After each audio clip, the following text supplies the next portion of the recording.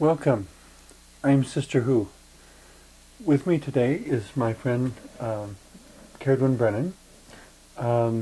You're both a chaplain and a Wiccan high priestess. Yes, I am. Which figures in very well to our conversation today, because we wanted to talk about spiritual leaders.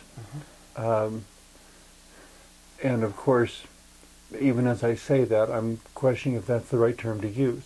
Spiritual leaders, religious leaders, pastors, ministers, liturgical officiators. Okay. I mean, all that sort of role. But of course, it takes on different dimensions according to which faith and which context it's in.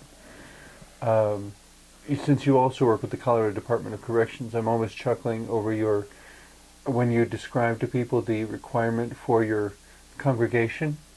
Oh yes, in order to be in my congregation, you have to commit a felony. Yeah.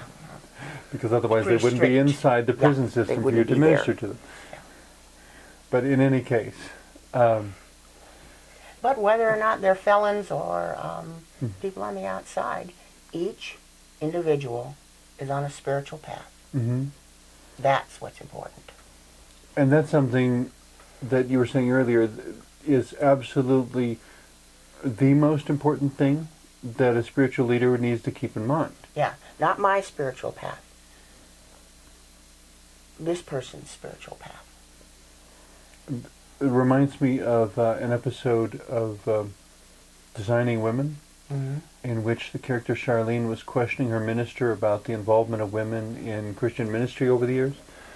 And the minister, this gentleman would usually respond, well, I don't think we should question God on this.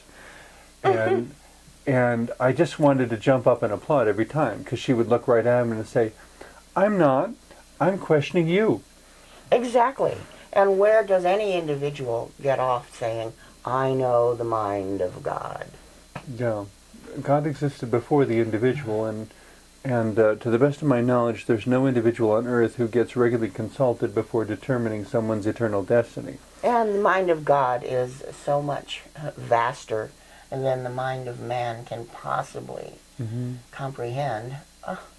Which I would say is a good thing, because with how many billion people in the world, each of them having a unique spiritual path, I don't think there's a human being up to the task of deciding what's right for everyone. No. And that is the point. One of the names for the problem, and it exists everywhere, not just in the East, but it's called the Guru Syndrome. Okay. Oh, wise one, give me the pearls of wisdom from your mouth. Boy, that is such a trap to fall into. Oh, I'm the wise one. I have pearls of wisdom. Which certain people might.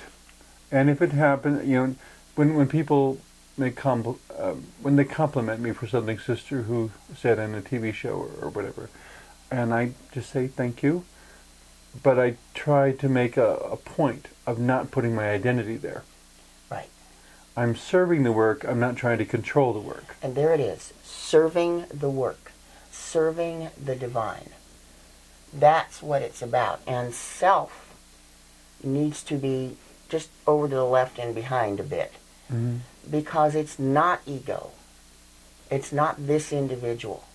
It's serving the divine, serving the work, and serving the people. If I could I'm currently, as we're recording this, I'm currently working through a doctoral program.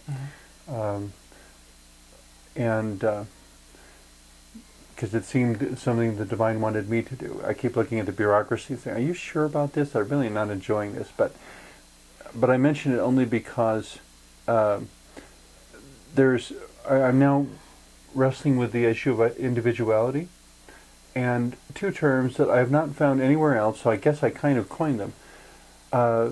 One is narcissistic individuality, and the other is relational individuality.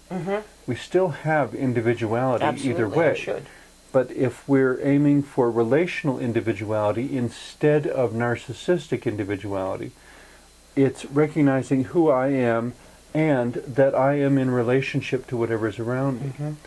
which from that perspective, a leader can approach a ritual opportunity or a ministerial opportunity with this belief of serving the work rather than trying to control the work. Well, and rather than collecting kudos, oh, they all think that I'm wonderful. Mm-hmm. And how have I been helping them to their spiritual connection? Mm-hmm. I had someone ask me recently why I didn't publish testimonials, from people who have been helped by Sister Who. And I responded to him, because I don't want you to listen to me because I was helpful to somebody else. Right.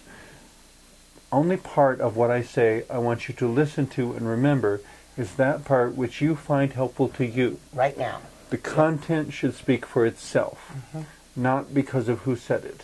Right. And that's another piece of the guru trap. Oh, my guru is so wonderful, so wise, so all-knowing. You must go to my guru.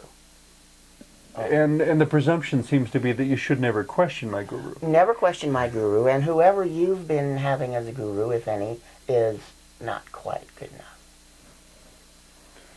And that is as much a trap for the student as it is for the teacher.